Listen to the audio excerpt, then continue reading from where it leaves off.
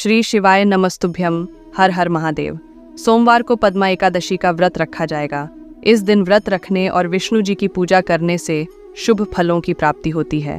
तो आइए जानते हैं कि पद्मा एकादशी के दिन क्या क्या उपाय करना चाहिए। इस वीडियो में हम आपको 12 अचूक उपायों के बारे में बताएंगे, जिसमें से सबसे महत्वपूर्ण 12वां वाला उपाय है। तो वीडियो को पूरा ज़रूर देखना। नमस्कार दोस्तों, आपका स्वागत है हमारे चैनल ज्ञान का सागर में। तो चलिए बिना किसी देरी के वीडियो शुरू करते हैं। सोमवार 25 सितंबर 2023 को पद्मा एकादशी का व्रत किया जाएगा। भाद्रपद शुक्ल पक्ष की एकादशी तिथि को पद्मा एकादशी के नाम से जाना जाता है। मध्य प्रदेश में इसे डोल ग्यारस के नाम से जाना जाता है। कहते हैं इस दिन भगवान श्री विष्णु शयन शैया पर सोते हुए करवट लेते हैं, इसलिए इसे परिवर्तिनी एकादशी भी कहते हैं। इस दिन भगवान श्री विष्णु के वामन स्वरूप की पूजा की जाती है। कई जगहों पर इस दिन श्री विष्णु को पालकी में बिठाकर शोभा यात्रा निकाली जाती है। पद्मा एकादशी के दिन भगवान विष्णु के निमित्त कुछ खास उपाय करके आप लाभ भी उठा सकते हैं। तो आइए जानते हैं कि वो कौन से उपाय हैं जिन्हें एकादशी के दिन करके आप कुछ भी पाने की क्षमता हासिल कर सकते हैं और समाज में अपना वर्चस्व कायम कर सकते हैं। पहला उपाय है, अगर आप अपनी पारिवारिक समस्याएं दूर करना चाहते हैं तो एकादशी के दिन आप विष्णु पूजा के समय एक मिट्टी के बर्तन पर हल्दी का टीका लगाकर उसमें मूंग भरकर रखिए और एकादशी के पूरे दिन उसे वहीं पर रखा रहने दीजिए। अगले दिन उस मूंग से भरे बर्तन को किसी सुपात्र ब्राह्मण को दान कर दीजिए। दूसरा उपाय है, अगर आप अपना पराक्रम बढ़ाना चाहते हैं तो एकादशी के दिन आप श्री विष्णु पूजा के समय भगवान को केसर का तिलक लगाइए। फिर उनके वामन स्वरूप के मंत्र का 11 बार जाप कीजिए। मंत्र इस प्रकार है, ओम नमो भगवते वामनाय। तीसरा उपाय है, अगर आप अपने जीवन साथी के साथ आपके रिश्ते बेहतर बनाना चाहते हैं तो एकादशी के दिन आप तुलसी के पौधे में थोड़ा दूध अर्पित करें और दोनों हाथ जोड़कर तुलसी के पौधे को प्रणाम करें। चौथा उपाय है, अगर आप शुभ फल और सुख सौभाग्य की बढ़ोतरी चाहते हैं तो एकादशी के दिन स्नान आदि के बाद भगवान श्री विष्णु की विधि पूर्वक धूप दीप आदि से पूजा करके विष्णु गायत्री मंत्र का जाप करें। श्री विष्णु गायत्री मंत्र का 11 बार जप करें।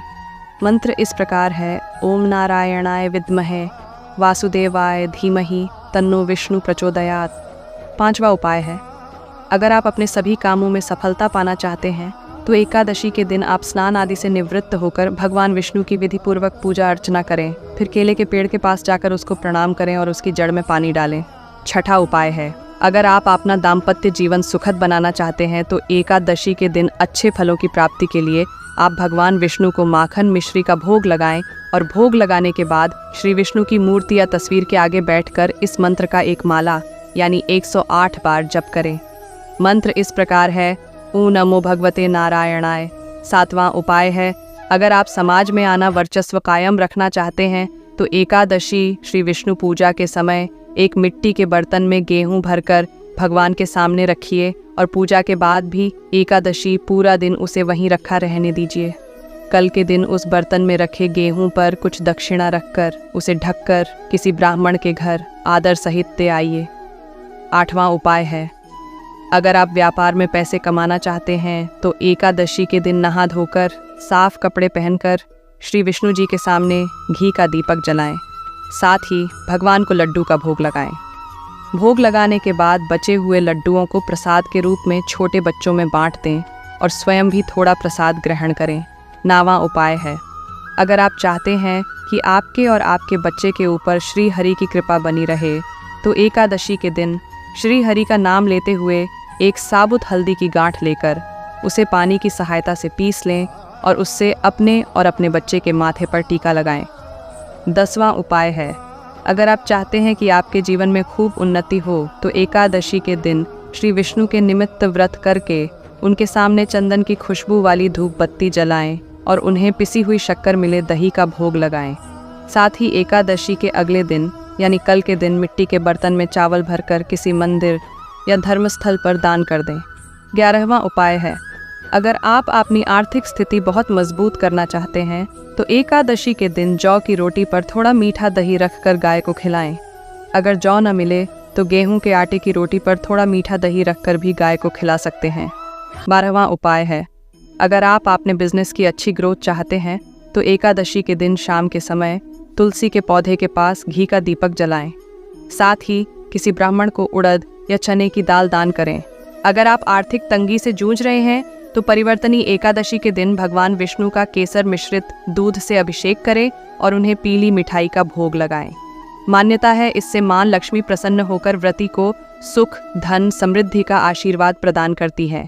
इस दिन गौ माता की सेवा करने से 33 करोड़ देवी देवता का वरदान मिलता है। एकादशी पर गाय को हरा चारा खिलाने से घर में बरकत आती है। शास्त्रों में यह भी बताया गया है कि जो व्यक्ति एकादशी व्रत रखता है उन्हें जीवन में कई प्रकार के संकटों से मुक्ति प्राप्त हो जाती है। बता दें कि परिवर्तिनी एकादशी में भगवान विष्णु और भगवान गणेश की उपासना का अवसर श्रद्धालुओं को प्राप्त होगा। मान्यता है कि इस दिन उपवास रखने से वाजपेयी यज्ञ और स्वर्ण दान के समान पुण्य की प्राप्ति होती है। इस विशेष दिन पर वामन देव की भी उपासना की जाती है। इस दिन भगवान विष्णु के वामन रूप की पूजा की जाती है। इस व्रत को करने से व्यक्ति के सुख, सौभाग्य में वृद्धि होती है। एक मान्यता के अनुसार इस दिन माता यशोदा ने जलाशय पर जाकर श्री कृष्ण के वस्त्र धोए थे, इसी कारण इसे जलझूलनी एकादशी भी कहा जाता है। मंदिरों में इस दिन भगवान श्री विष्णु की प्रतिमा या शालिग्राम को पालकी में बिठाकर पूजा अर्चना के बाद ढोल नगाढ़ों के साथ शोभा यात्रा निकाली जाती है, जिसे देखने के लिए लोग उमड़ पड़ते हैं। धर्म ग्रंथों के अनुसार परिवर्तिनी एकादशी पर व्रत करने से सभी पाप नष्ट होते हैं एवं वाजपेयी यज्ञ का फल मिलता है। परिवर्तनी एकादशी की कथा शास्त्रों के अनुसार भगवान श्री कृष्ण ने युधिष्ठिर को परिवर्तिनी एकादशी की कथा सुनाते हुए कहते हैं कि त्रेतायुग में बलि नाम का असुर था, लेकिन वह अत्यंत दानी, सत्यवादी और ब्राह्मणों की सेवा करने वाला था। वह सदैव यज्ञ, तप आदि किया करता था। अपनी भक्ति के प्रभाव से राजा बलि स्वर्ग में देवराज इंद्र के स्थान पर राज्य करने लगा। देवराज इंद्र और देवतागण इससे भयभीत होकर भगवान विष्णु के पास गए।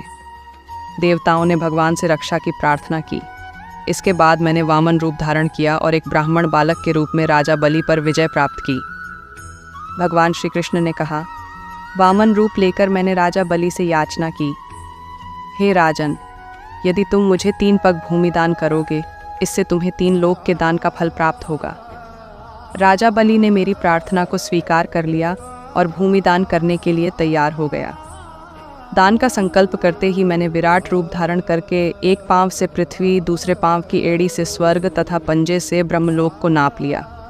अब तीसरे पांव के लिए राजा बलि के पास कुछ भी शेष नहीं था, इसलिए उन्होंने अपने सिर को आगे कर दिया और भगवान वामन ने तीसरा पैर उनके सिर पर रख दिया।